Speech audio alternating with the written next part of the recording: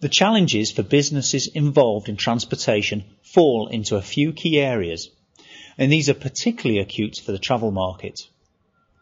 Global trends for travel and tourism indicate constant growth, but industry changes and increased competition are challenging transport and hospitality businesses to do more.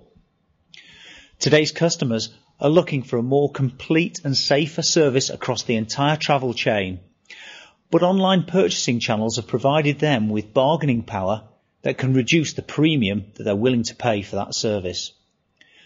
Also, managing multiple product lines with the added complication of overseas suppliers, meeting customer expectations and responding to changes in demand all lead to the need for new dynamic ERP. So, in the world of travel, how do these players stay ahead of the game? The major pain points are shown in the slide. Now, most of these are not particularly complicated, but they can be expensive to resolve. In the past, these types of problems would have been fixed by teams of people moving paper around and hitting the phone lines to customers and suppliers. But this industry is based upon providing good information, and information management ideally lends itself to new software solutions.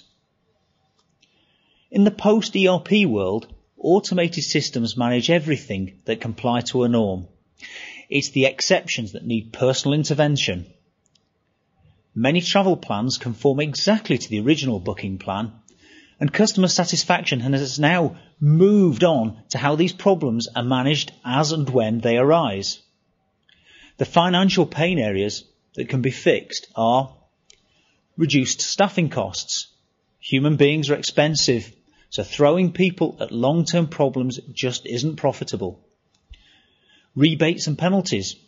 Set the expectations about a travel schedule right at the point of booking. When expectations are set correctly, then complaints are reduced and rebates can be avoided. Economies of scale.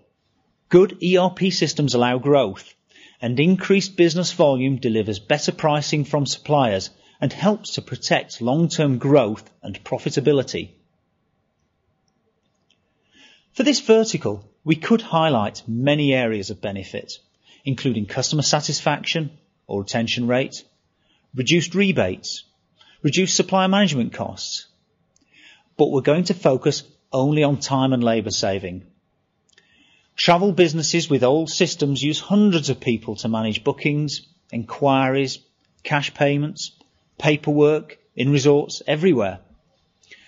And ERP systems are good at managing the mundane and everyday tasks, so it's going to be the people and the time that form the basis of the savings for these business cases. For a €200 million travel business, then it's possible that there may be many hundreds of operatives working within the company. And it's not unreasonable to assume that labour savings are in the following departments. Bookings, 2 people.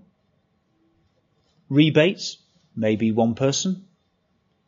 Procurement, maybe 1 person. And reporting, maybe another person. So this saving of 5 people would hardly be noticed in a well-run company. And these are not highly skilled jobs, so they're not expensive per head. However, assuming a fully loaded cost of €15,000 each, this would support an ERP sale of over €300,000 over a 5-year projected savings period. Some companies manage to achieve fantastic growth, but their ERP systems can lag way behind. On a recent visit to a rapidly growing rental company of cars, we agreed to build a business case for a new ERP solution. And we had thought that we had the 2 key decision makers in the room, the finance director and the IT director. After some time, we'd exhausted all the obvious benefits, cash collection, time savings and the rest. And we weren't finding any large enough savings to justify this additional investment. So we decided to stop for lunch.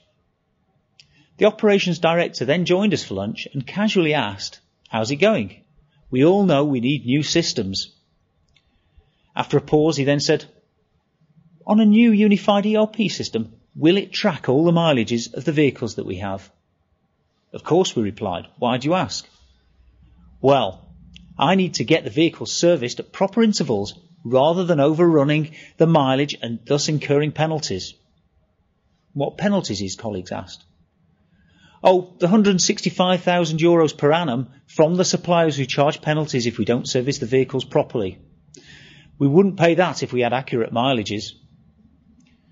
So the moral of this story is that benefits don't just come from IT and finance sponsors.